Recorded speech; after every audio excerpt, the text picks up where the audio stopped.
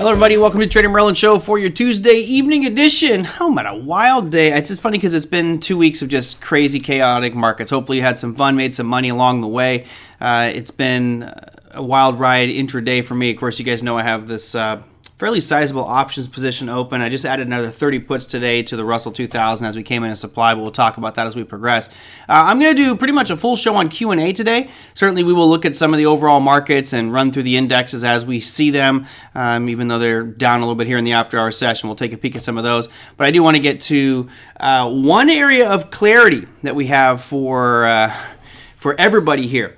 And that was, yesterday we talked about the apocalyptic nightmare that would be selling a wheat futures contract short, given what was going on. So let me bring up that real quick, and then we'll get on our top 7. But where's the ZW?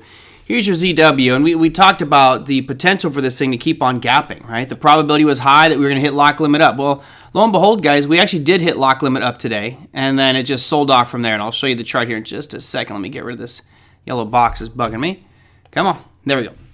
So here's our wheat chart, and the discussion, for those of you who may not have been there yesterday, was we've had this series of lock limit ups. We have 1, 2, 3, 4, 5, 6, 7, and if we get a dash that looks like this, you know, these little dash marks, that means that it literally gapped up to the highest possible price that the exchange would allow and then freeze it. And I said, man, the worst thing that could ever happen to somebody is you think it's going to come down because, oh, wheat can't keep going up or whatever commodity it is, and you decide to sell a futures contract. Now, it's super easy to sell a futures contract at that lock limit up. Why? Because everyone's trying to buy. That's what's caused it to lock limit up. There are 0 sellers, literally not one. So what happens is it sticks there, and if you put an order to sell, someone's gobbling that up right away. It's gone. You'll be executed immediately. Problem is, if it's lock limit up, it could keep lock limiting up every single day going forward. You just don't know. And the talk track turned into, well, what happens if it's at expiration and you can't get out? Some people are saying, well, if it goes past my stop loss, the exchange would just close out my futures trade. They can't. Remember, you cannot buy anything. So even if they tried to cover your short position, there's nothing for them to buy. They can't close that position out. So you could have, you know, exponential losses. It'd blow your account plus way more money. I mean, you could literally have to take a loan out to pay back your debt from that short. And the thought was, well, wait a minute, if this is a deliverable or cash settle, that makes a huge difference at expiration, because if it expires, then what? And somebody yesterday told me that it was cash settled, so I went with that and said, okay, good, that makes it safer. It's not cash settled. This is a deliverable futures contract, and if you're not sure on what that means, you can go out here to the Chicago Mercantile Exchange. I went through and looked at the wheat contract. And you click on specifications, you can see right here it says deliverable. That means that if you shorted that wheat contract and it was lock limit up through expiration and you could not get out, then you would be forced to buy 5,000 bushels of wheat for delivery, which seems just crazy. I wouldn't even know where to begin or start doing that. Now, you would think that somehow this would be covered by the futures exchange or the broker, but wild one to be sure. Now today you're in luck. So anybody who was short wheat, you had a reprieve, because you can see it had a really wide trading range today. We lock limited up, we lock limited down as well. So there's plenty of opportunity to buy and sell and get out of a short position at that moment. Now, let's go look at the intraday of this one, because it's kind of rare to see lock limit up and lock limit down. You'll notice that when it opened last night, that's over here, it opened lock limit up. All right, so you can see it's stuck there right at about 136.34, sold off, and then we started to have some nice trading volume and some good moves, sold off quite a bit. Then you notice it lock limited down here. How do I know? Just look what happened to the price chart.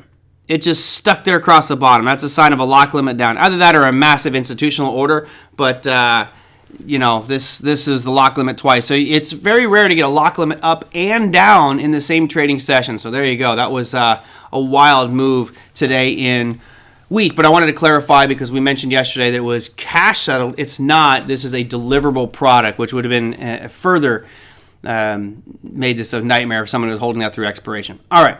Enough of that. Let's look at what happened out there today. So I'll start off on our daily time frames here, work our way from the bottom up. S&P was actually looking pretty good today. We're up over 1.3% at some point, and then just came crashing back down. You see the graphic looks a little tough here with all my lines on it. I'll just try to take that off.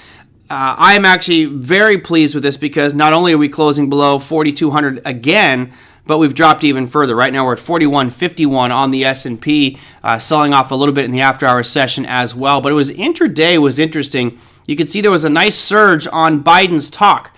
So Biden was speaking this morning, and you can see the market had a nice little rally. And I'm pretty sure the market's just at some point said, wait a minute, you can talk all the happy, fun things that you want, but the reality is you're not going to just cure inflation by cutting the cost. There's too many other factors here, especially with what's going on in the world. So I think the market understood that and started to sell off, and I didn't panic. I'm still holding all of mine. I'm now in 149 puts, just in case anyone's keeping track of the tally, which will probably be my max. I might add a few more, but I'm pretty sure I'm done for now with the put building. Now, if we look at the S&P, pretty ugly day to wait for it to close. You know, a lot of people around my circle were expecting it to stop right around these lows that it achieved yesterday, which is going to be right around 41.60. Well, we broke that, and now we'll see what happens tomorrow if we can get past the lows from the 7th, that late night lows there, and that is going to be right around 41.39. So we'll see if we can breach those lows tomorrow. If we do,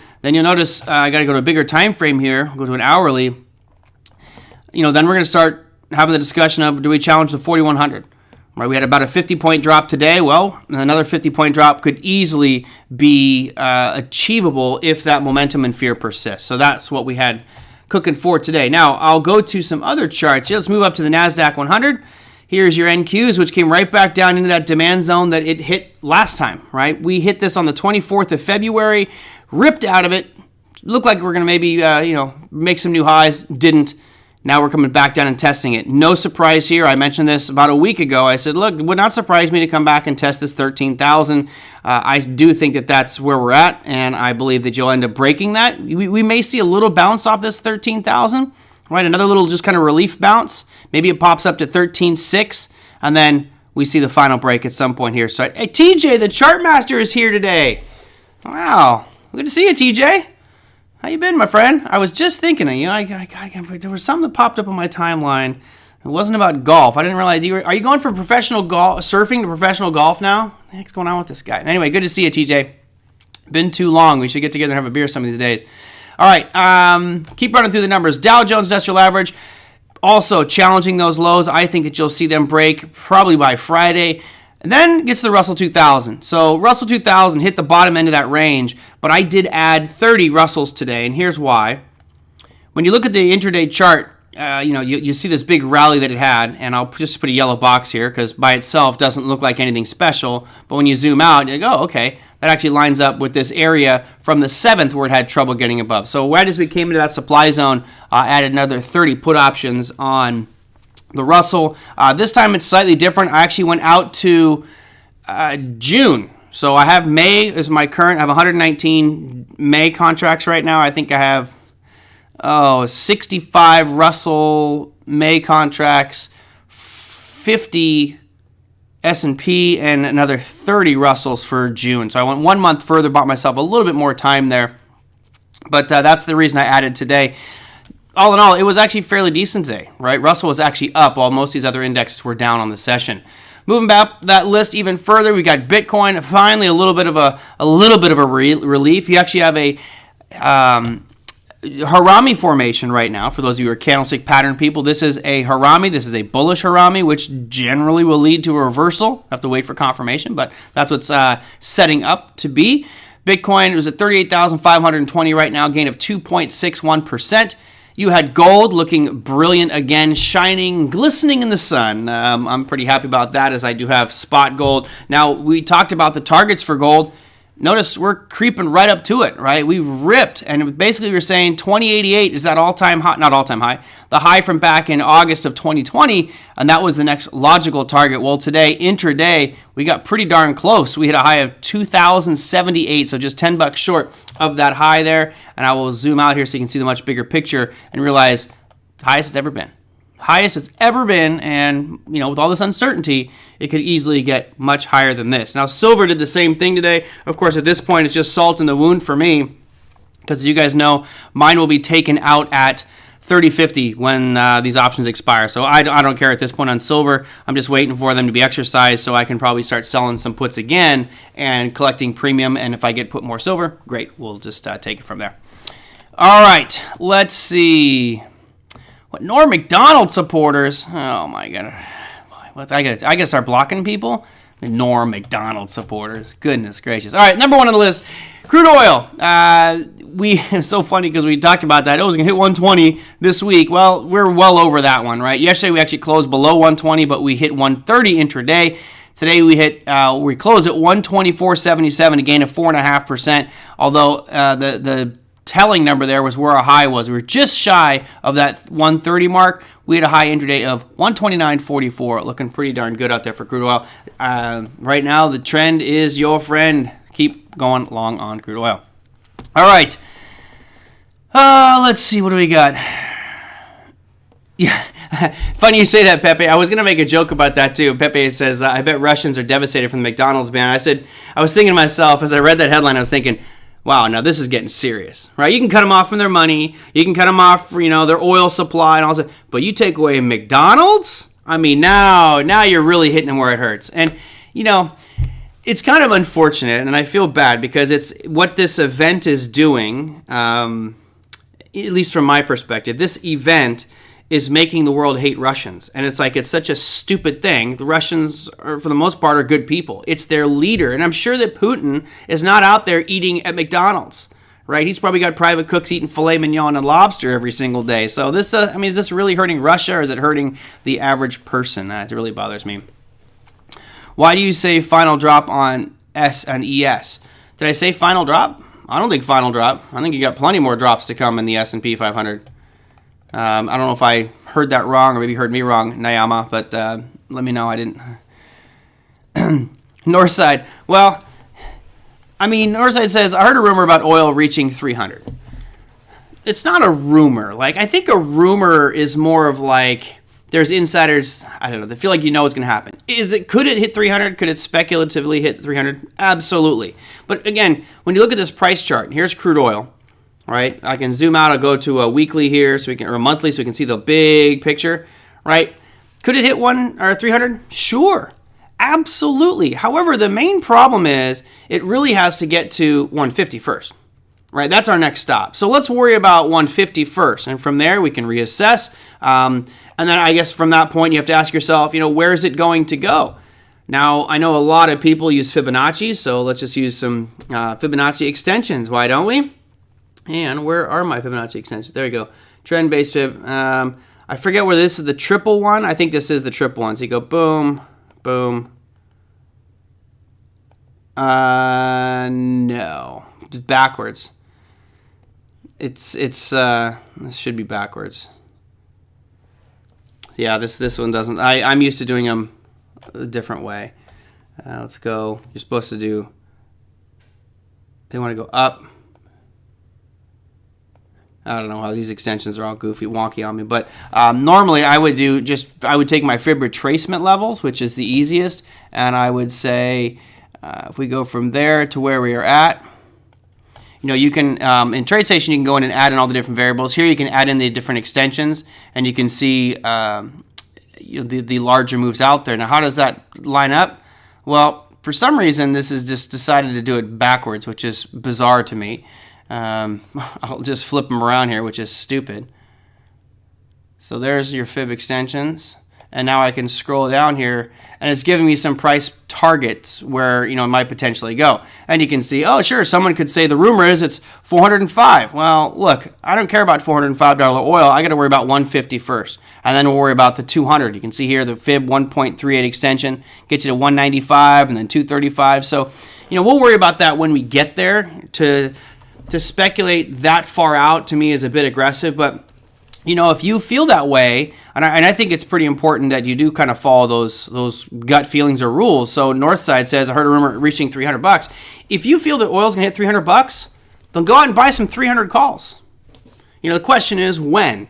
Does it hit it in the next month, the next 6 months? Because you have to buy your option accordingly. But right now, if you bought 300 calls on oil, probably going to get those rather cheap because it seems, that's over 100% gain in price from current levels. So Is it worth it to put a couple bucks out there and buy maybe a leap on oil at 300?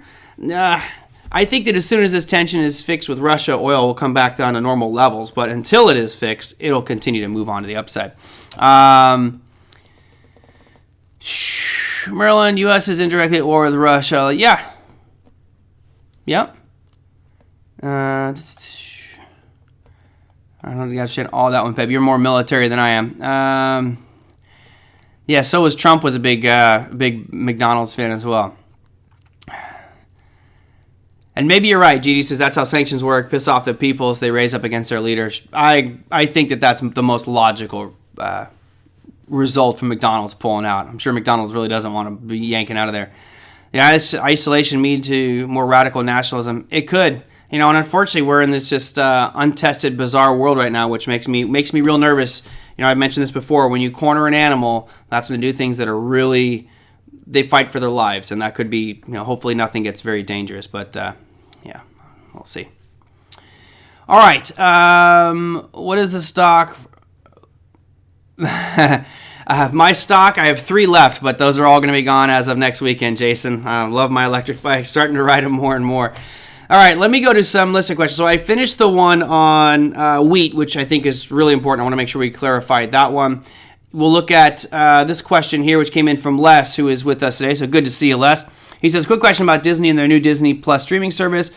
They said they will charge less but have ads. Can the potential for those ads revenue be greater than if they had paid service, if they only had the paid service? Well, first off, they're not getting rid of the other service. They're going to continue to have an ad-free paid service, and then they'll have one that's slightly cheaper with ads.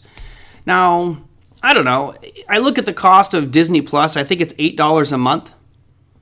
If that is too much of a budget pinch for you, then maybe you shouldn't have Disney Plus, period, whether it has ads or not. If $8 a month is something you're going, oh, man, that's a little too steep. I'm going to have to... I'm going to start watching with ads, and I can only afford $5 a month. I mean, what's our line here? To answer your question, though, would ads supplement the subscription drop? Sure, absolutely. There's a lot of people who want to advertise on Disney Plus. They got a pretty captive audience, so yes, they could make a ton of money from those ad spaces. Disney probably would be happy to sell ad space, but you get customers like me who get all pissed off that I got to watch ads all the time. I don't want to watch ads, so I'll pay a little bit more so I don't have those ads. But I think in the long run, it makes some pretty darn good money selling ad space out there. So it's going to be both services. And you see this on a lot of different companies as we speak. Coach says, JP Morgan says 185 oil is in the view if Russian supply persists. Agree. Yep, I totally agree. And if you ask me what's the ceiling on it, I could just shrug and go, no idea. Sky's the limit, right? As soon as we get above 150, we're in uncharted territory. And 150, the way we're moving, the way this market has been moving, 150 on crude oil could happen by Friday. It seems insane to think that, but that's just how quickly this thing has been moving. Here's your daily chart of it.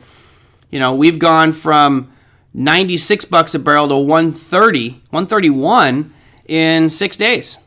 That's a $40 increase. Well, that would put us at 170. We only need to move up $20 per barrel, and we're at, well, I guess I got to go a little bit lower. We got to move $25 to get to 150. And let me just check and see on a percentage move that would be to put it into perspective. But if I go from right there to roughly 150, that is going to be a price of, that's a 20% increase.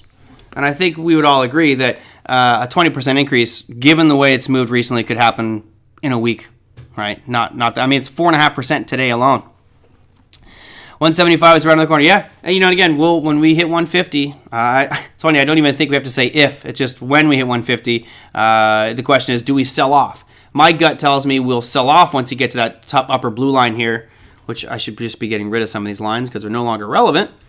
You can see that blue line up there above us. That once we get to that point, that's where we'll have to reevaluate. And I expect there to be some pullback, and maybe that's just you're buying into the that next move. Well, remember we were talking about this level here. Let me make this chart look better. Remember, before this whole breakout happened, when we were right here, I said, look, there was a demand zone right here in yellow. I've since taken it out, but the thinking was, look, you had a breakout above 92.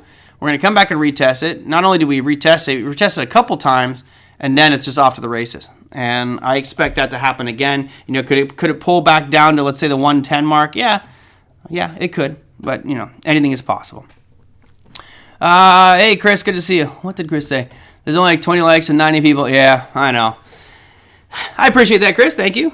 I mean, I like this show. I have fun doing it every single day, so I appreciate that. Serious question from Joe Frank. He says, for ETFs that were built at market all-time highs like METV ETF, where can technical analysis help us project the bottom? I like it in concept, but not going to ride it out. So METV, huh? Let's bring that one up for you. Okay, so the Round Hill Metaverse ETF. Yeah, that's a toughie. At this point, it's not a question of should I buy this, right? In my opinion, this is not a, hey, I'm going to buy this one. It's just the trend is down. The trend is consistently down since we peaked back in November. This is the entire crypto space. So I would just set a line for myself where I would be okay buying into it. And for me, and this is just my rule, I'm not saying this is for you. You guys to figure out what you want. If you go and look at what's happened with this most recent decline, it has not made a new high. It has not made a new high since November. Notice every time it makes a lower high, lower high. It tried to right here, but didn't make a new high. So it has to break above $12 for me to even think about buying into it. And I know what you're thinking. A lot of you are going, well, it's at $10.70. If I wait for it to get to $12, I'm leaving $1.40 on the table. Yeah, so what? Who cares? Because you could buy it right now, and this thing just keeps on dropping and dropping and dropping. It's like, as John O'Donnell would say, it's a bug in search of a windshield right now for METV. So I don't like it, even though I'll be brutally honest, I am absolutely exceptionally bullish on the Metaverse. I think that the Metaverse is really where things are going to be going in the future. Just right now, it's falling out of favor. So if you have a much longer term time horizon, then maybe METV is a buy right now. But you have to be willing to ride out some of these lows because the trend at this moment in time is clearly down. It's irrefutable. Anybody who says that's in an uptrend and going to have a strong uptrend, y'all smoking crack because it's straight down. Now, could today be the low and tomorrow I'm proven wrong and this thing rallies up and just makes a new trend? Sure. But I'm more of a person who's going to wait for confirmation or at least signals that tell me that, hey, this is about to turn or can turn. So it's a patience game. And this is, when we go back to the psychology of trading, this is where it all comes, your tire meets the road, so to speak, right? When I was doing this back in the late 90s, I'd have bought right now. 10-7, I'd loaded the boat right now thinking, it's got to go up. I know it's going to go up. And I would be sitting there sometimes holding that thing for another few months as it just bled my account dry, and I missed all these other opportunities to buy. So in this case, I'll wait. I'm totally fine leaving money on the table. It's kind of like for those of you who may not be trading very long, I don't need to be the first person at the party. The first few hours of a party are usually really, really boring. So if someone sends an invitation to you and says, hey, party's at 7 o'clock, don't show up at 7. Don't be that guy. Show up at 8, 8:30. What you want to make sure is that you get there while the bar is still open, right? So don't show up at 2 a.m. when everyone's done and going home. Show up at 8 so that there's still, you're in a sweet spot. You'll get what you came for. Anyway. How much Facebook does this ETF own? So this is a pretty good thing for everybody to do. It's a good exercise in analyzing the holdings of different companies. So let me go out here. And there's a bunch of different sites to do this, but I really like Bar Chart. By the way, I am not sponsored by anybody. I'm not paid by anybody. So there's no bias here in who I'm going to. But if you go to barchart.com, and it'd be show up at 3 a.m. No way, Patrick. Patrick says show up at 3 a.m. and pick up the chicks. Pat, if that's called scraping the bottom of the barrel. If it's 3 a.m., all the good ones have already gone. They've already disappeared. They're gone by 10. Yeah, and East Coast, right? Do not be the last person at the party. You're the one holding the bag. All right, so let's go METV. So you go to barchart.com. I just type in METV, right, and you hit enter. Or just click on where it says METV. And then once you scroll down over here, it'll give you little basics about this ETF. And then there's a piece here that says constituents. And if you click on the constituents, you can see that Meta Platforms is 6.4% of this. So that's how you can find out what the biggest weightings are. And if you look at this, a a lot of these to me aren't really that important in the metaverse space. Like Amazon. I don't see Amazon as a key player in the metaverse, right? Maybe for Amazon Web Services, but that's centralized. And again, a lot of this is about decentralization. Unity software is very important for the metaverse. Snapchat? Come on, man. No. Snapchat's not that key for the metaverse. Roblox? Yeah, okay, sure. But to me, this isn't really a metaverse ETF, right? I would be more inclined to go out there and try to build a portfolio of metaverse cryptocurrencies. So, for example, we could look at some here. Let me just run through my list. You want to go metaverse ETFs. You're looking at things like, I don't have Mana on here, but Mana would be Decentraland. You've got Engine, right? There's another one that would be good for metaverse if you're trying to build your own portfolio. Wow, didn't realize it dropped that much over the past couple of days. You've got the Sandbox as well. I mean, there's a bunch of different metaverse cryptos that to me are more of a direct approach as opposed to some of these 3 degrees of separation from the entire industry, like Facebook. Yes, they're going to do their own metaverse, but you look at some of the other holdings in that portfolio. Apple, okay, but that's not really a metaverse company. That has got a lot of other pieces. Always include NVIDIA, yes. You got to have the chips out there. So NVIDIA, their largest holding, 8.72%. Now, I don't think I quite got to the whole question of that one. Let me real quick make sure I got that one. Oh boy, I'm losing back. Okay, so that was from Joe Frank. He says, where can technical analysis help protect or project a bottom? You can't, right? You really can't. So really the only way that you would be looking at METV and projecting bottom would be using, Fibonacci extensions or retracement tools like that. To me, it's just not going to work. And trend-based Fib extensions, I'm not exactly sure how they calculate. Normally you would go 1, 2, 3, and that would give you projections as to where it's going to go. All right, so let me move this up. So that would give us some targets, right?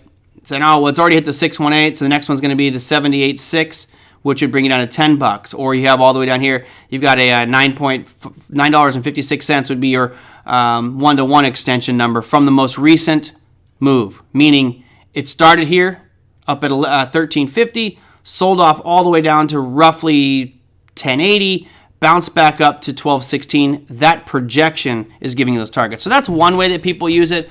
Personally, I don't think you need to do it in making all-time lows, right? In breaking new highs like we saw with potentially for crude oil here or gold or some other commodities, then I would be using fib extensions. Just to give me an idea of where might it go. Otherwise, we have no idea other than people's speculation. Now, when something does break all-time highs, like we will probably see crude oil do that here soon. We're going to see gold do that here soon. You've seen wheat and corn and other commodities. For me, with those, yes, projections can be useful, like Fibonacci projections. However, I think what's more powerful is it's like a Ouija board. So if JP Morgan is out there saying, hey, oil is going to 185, the number 185 is now stuck in people's heads.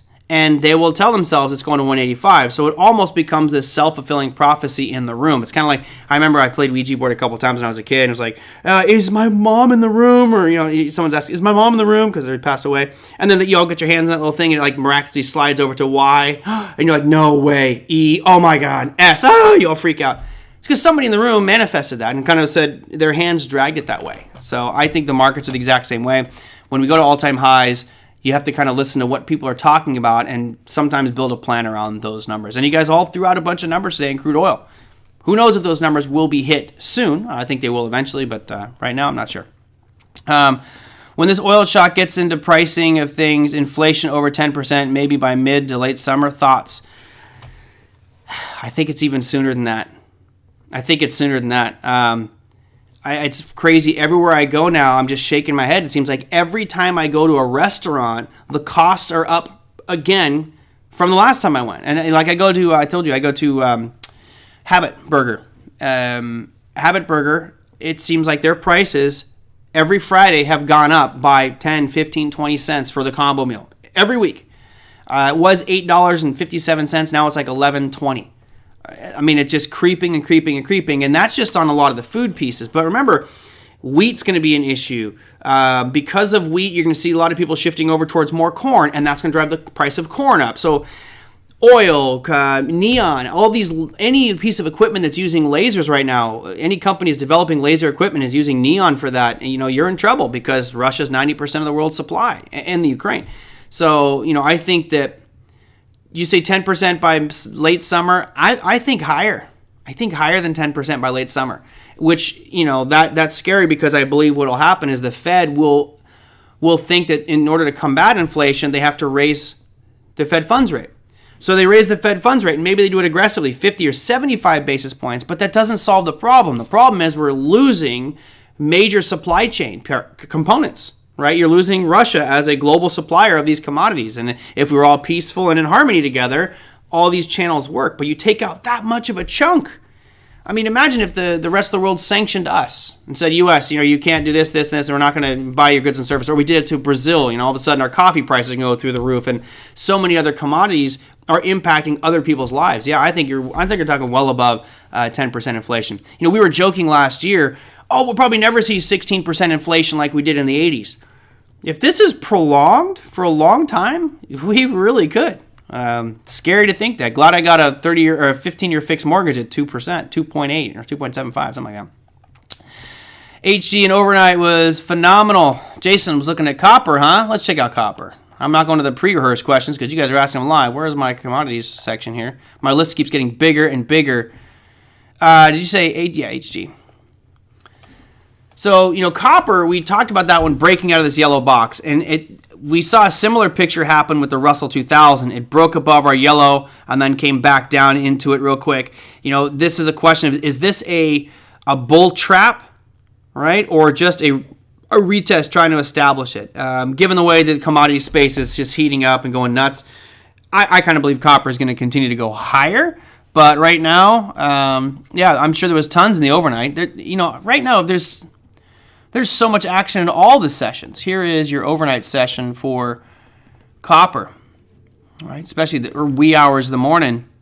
Yesterday, you had a huge drop. And then here's what we had for the last night's session, right? You had this really aggressive sell-off. I mean, there's great opportunity. And this is one of the reasons I love futures markets is because you do have that 24-hour aspect. A lot of you equity guys just trading regular markets, you don't get as much opportunity. All right, East Coast North. Woof.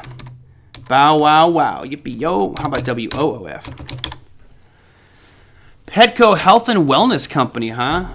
Not on my radar, but let's just go look at it. Again, not really that bullish on this one. You got a downtrend going, right? Lower lows, lower highs. It's not an aggressive downtrend. So for me to be interested in going long, again, I needed to break some highs, and that is a double tap that it did here starting on the 4th of January of this year, followed up by the 10th of February. Now you're rising towards it. And yes, we're at 1911, and my breakout point has to be 2025 or higher. So yeah, it's still $1.10 away. You're looking at an 8% move or 7% move needed to get through that high. Fine, leave that money on the table, right? Just let it break above that.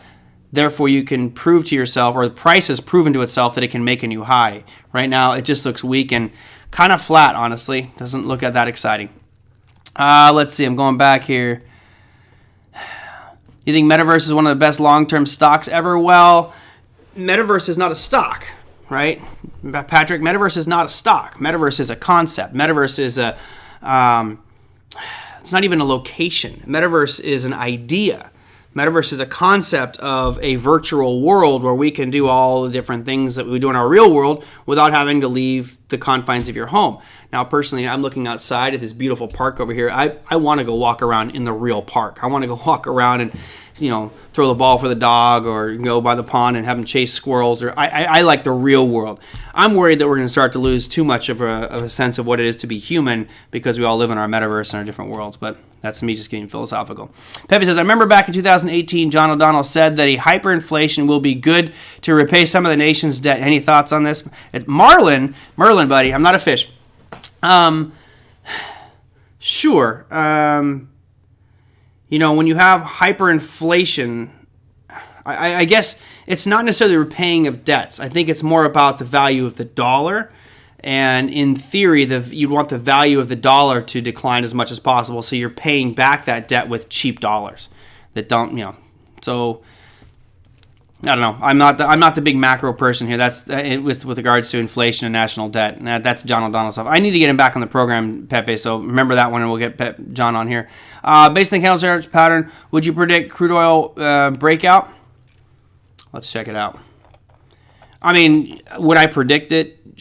I mean, I do think you're going to see it break out. I don't think it's going to sustain this trajectory. I think you're going to see some pullback, but long term, with just supply chain disruptions and the global community, right? You saw the chart I showed you guys yesterday, which showed that Netherlands is like a massive consumer of natural resources from Russia. So is the European Union with regards to oil. And if all of a sudden they sanction Russia and don't accept their oil, which I don't know, part of me says we'll sanction you in other ways, but we're gonna let that oil keep coming across. I don't know. And my skepticism on are they actually really applying these sanctions? But if it really does shut down Russia's oil into Europe, then of course everybody else's oil is going to skyrocket because you're taking out a large chunk. Number 2 global producer of oil in the world is Russia. Take them out of the equation, people are going to be clamoring for oil, and we're like, okay, well we'll sell you some, but prices, they'll continue to rise like we see here. So it's going to be a very expensive summer if this doesn't get resolved anytime soon. All right, let me see. Merlin, can you please explain the difference between E-mini, E-micro mini, and the difference between the symbols? Alex, it's just simply 1/10, right? So a micro is generally 1/10 of the mini. So you just move a decimal point over. There's different margin requirements, and then usually for the micros, you just add an M. So the ES is the micro contract, and the MES is the ES is the mini contract. The MES is the micro. And that's the same thing for the NQs and the Dows and the other micro contracts out there. Any thoughts on nickel at 100,000 a ton? I saw that, Mike. I was trying to find that as well. I don't trade nickel. I was actually thinking about this because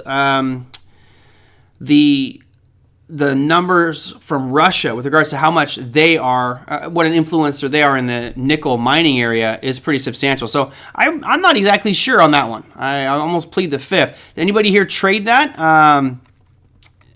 Anybody here trade nickel? Know the ticker symbol? I've never traded it. So I was looking under futures. So here's the nickel futures. But I don't want to use the Russian exchange. That's the MOEX. There's the Euro, which is Norsilk. I'm not exactly sure which one to use here. I thought about using Mexico. One of you might know more than me. I know nickel is used for EVs, absolutely. So now all of a sudden you might see even more backlogs in supply chain. You're worried about chips. Now you can't even do the batteries. So what do you guys? I'm not sure which one to use here. I'll be honest. I know that the UK had a pretty big futures contract, but that was when I was living over in Europe, and I don't remember, never traded it. So I'll just bring up the Mexico one, unless you guys give me something different here. So I will go to the nickel future contract, and we'll add that into the list here just so I can have it. Well, that seems about right, doesn't it? I mean, look, nickel, yeah, that seems about right. I think it doubled in a day. I think that nickel is involved in EVs. It's involved in a lot of other projects as well. But again, Russia is a major exporter of that. What do I think of the move? I mean, if you were long on it, great, but I wouldn't touch this. I wouldn't touch this with a 10-foot pole. This is insane. Here's a 5-minute chart for the last 2 days. You can tell by these little dashes, everybody, it's fairly illiquid. So this is obviously a Mexican exchange. I don't trade anything on the Mexican exchange. But here's what your chart looked like before that. So you go back over the past couple weeks, let's say to March 1st, on the Mexican exchange, nickel futures were about 1839, and then they rallied up to 22.25, right? That's a pretty nice trend, and then they just went absolutely crazy, up to over 5,000. Nuts. Vale, sure. So I believe Vale is the number 1 producer in the world in nickel. And then the Russian one was number 2. But I'm pretty sure Vale is number 1 off the top of my head. I'm trying to dig through the cobwebs in my brain. There we go. That was this Norless nickel. Yep. Norless. Okay. Yeah, when I looked the other day, I was looking for largest, largest nickel producing companies. Producer companies, and it bounced back and forth. So according to this one, which is from last year, Vale was number one and Norsilk, but I think Norilsk passed them recently. But, we're not on here. I don't see the U.S. on there.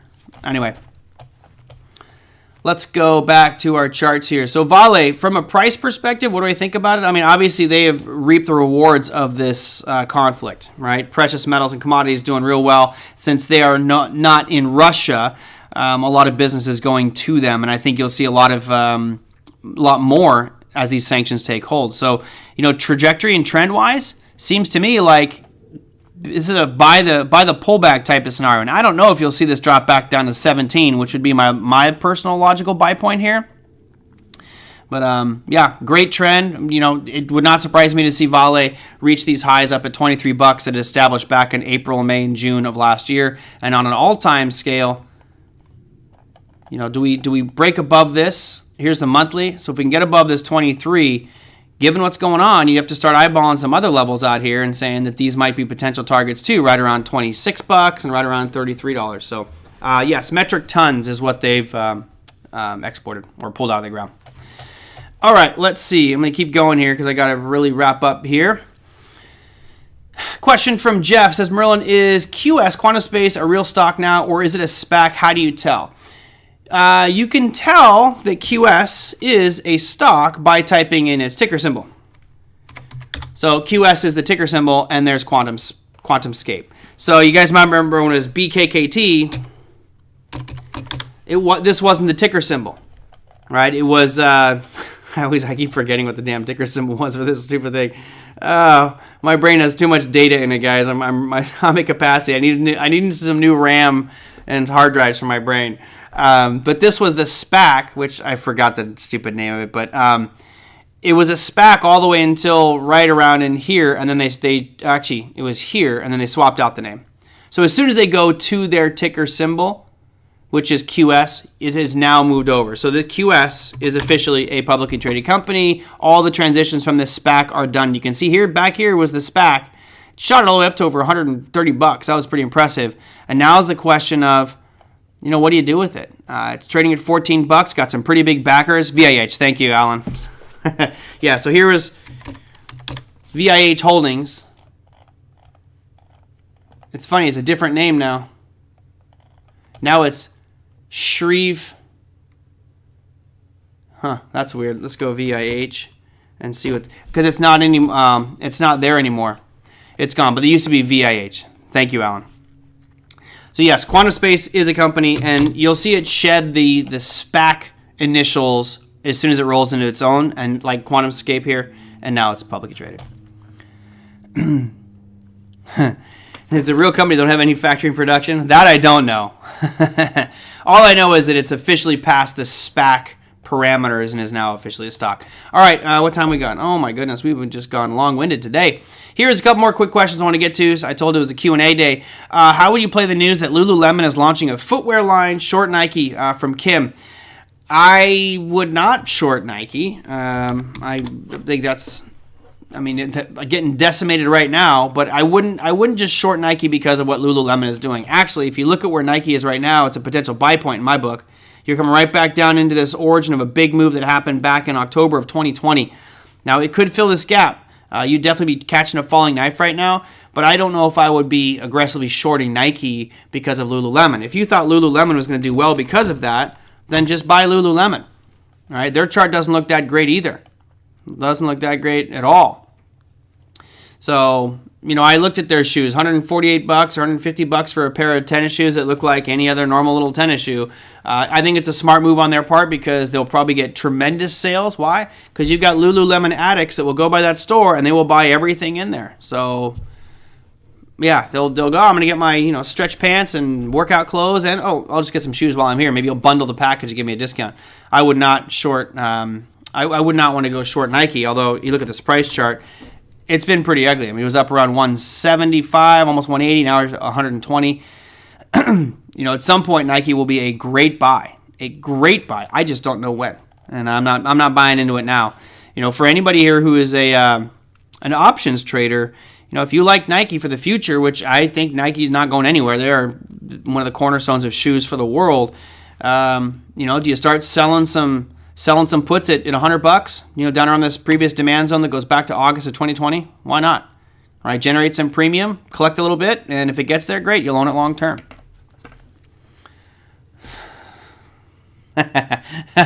Big says Nike equals woke, but my gym is better thanks to Lululemon. Except for that one pair, you guys might remember Lululemon released a pair of stretch pants a couple years ago that apparently, when you would stretch them too far, they became completely transparent. And I remember I was actually at the gym where someone in front of me was working out in those clothes. It was like, you can't unsee that. Come on, I'm at the gym. Let me relax here. All right. So I got a lot of comments here on QS. I don't know a lot about them. Again, my days with SPACs are pretty much done. I don't trust SPACs anymore, so I'm staying away.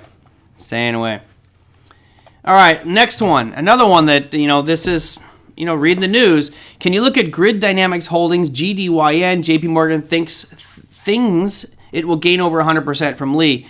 Well, all right. I'll look at GDYN. This is definitely not one that's on my radar, but we'll check it out anyway. Oh, God.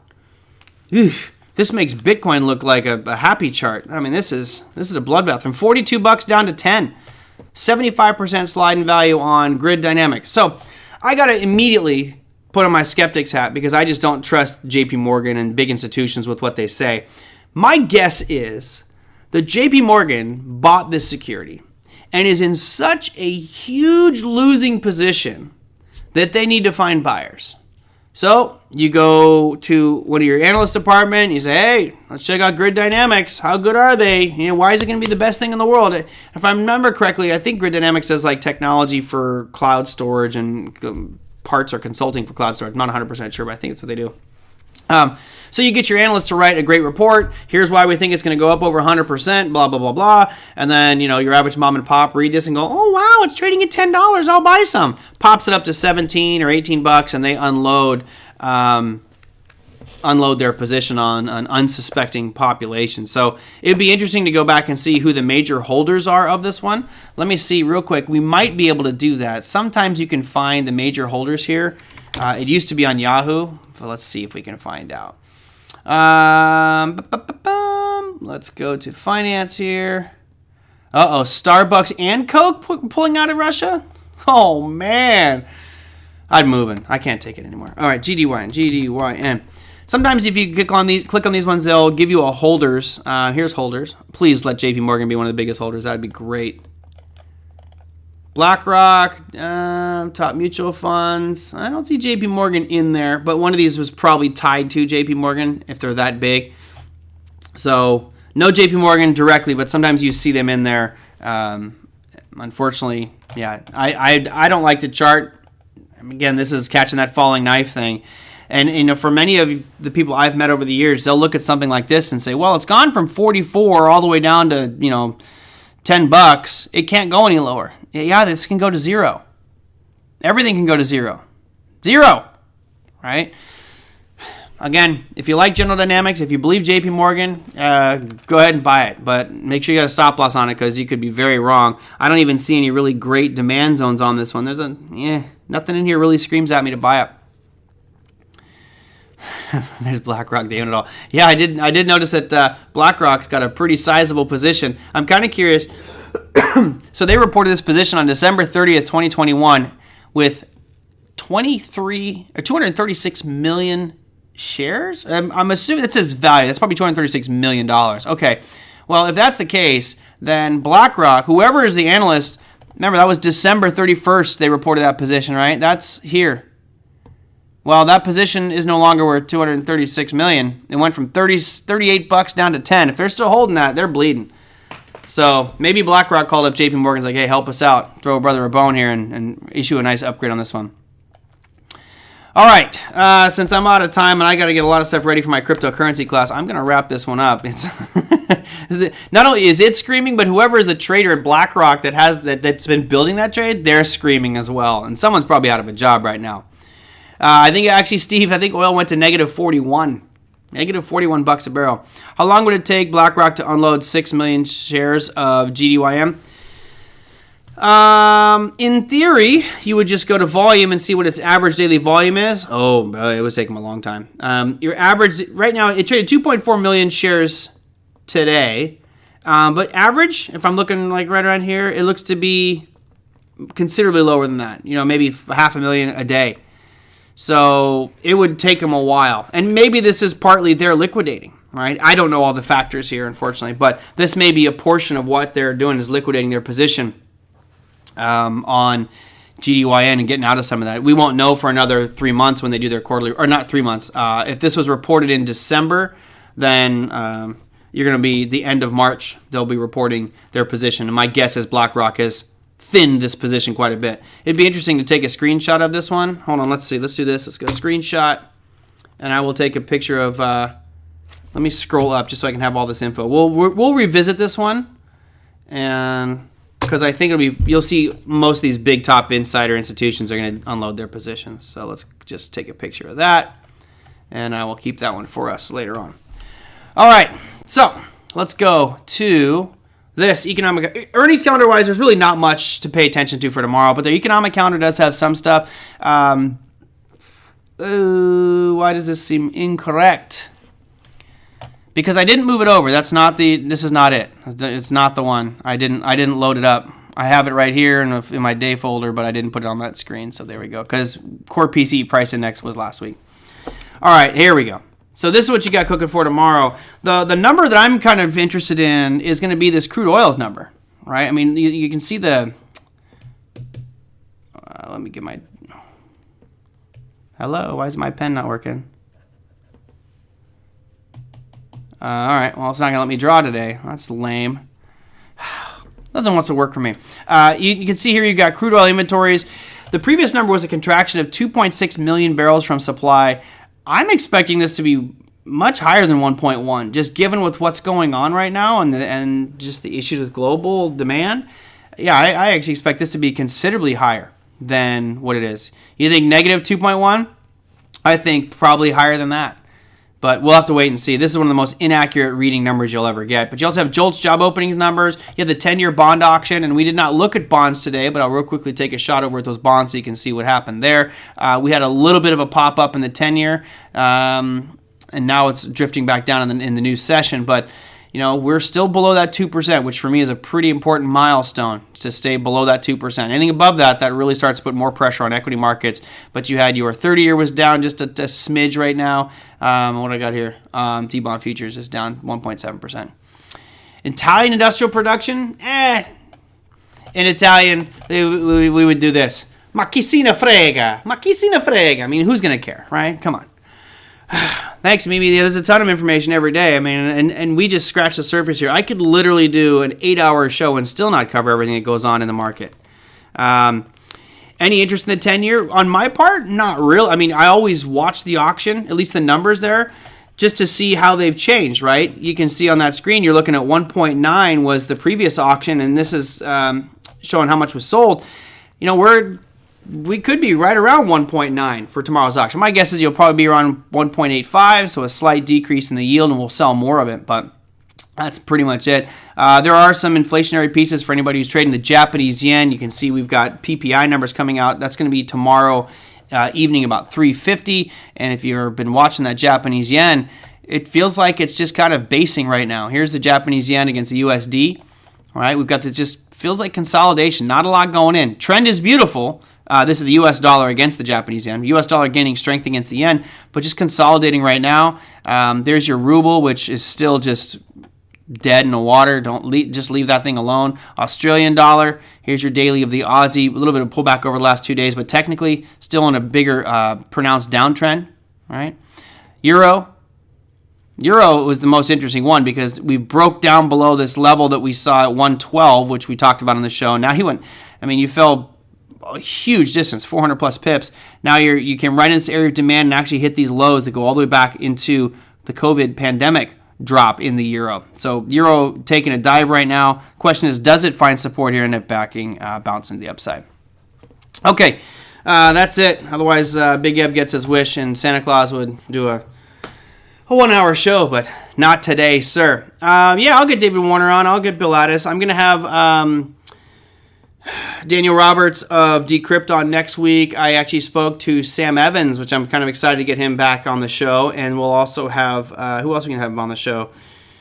John Rowland will hopefully be on sometime soon. You guys notice John Rowland was talking about how he's so bullish on natural gas, so bullish on crude oil. And it's like, okay, just tell me where you think it's going to go, so I'm going to buy whatever you tell me to buy.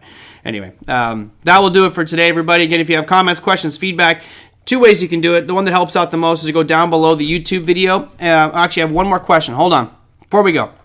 And this is for you probably left. He asked this question. KF says, please tell me one or two cryptos that have good daily range, usually or for long or short-term day trading. I'm telling you, I actually comment on that post. Every crypto, without exception, fits all of your volatility criteria. You want volatility, just pick a crypto, period. Now, the key there is, it's not just how volatile they are, because they're all volatile. And not only that, but they're volatile, and you can get leverage on your cryptos at different exchanges. What's more important is your ability to get in and out of that position. So if you're trading on, let's say, Coinbase, and you want to really be active in Bitcoin, then check and make sure that they have ample liquidity in Bitcoin. If you're trading some obscure token that has very low liquidity, you can be moving that market and creating a lot of problems for yourself. So that's the answer there, KF, would be it's all perfect with regards to volatility. You can get even more firepower with leverage. It's liquidity that will be the piece that comes back and bites you. So just make sure whatever you're trading has ample liquidity. And as Patrick says, or Pepe says, where are you going on your next vacation? I am going to Aruba in a couple of weeks. So I think it's March 23rd through 29th. I'm going to Aruba. A short trip, but I'll be in Aruba. All right, that's going to do it. Again, comments, questions, feedback, put them down below the YouTube video, or you can email me at TraderMerlin@gmail.com. That should do it for everybody. Until then, happy trading. If you're new, hit the subscribe button. I'll see you all tomorrow. Take care.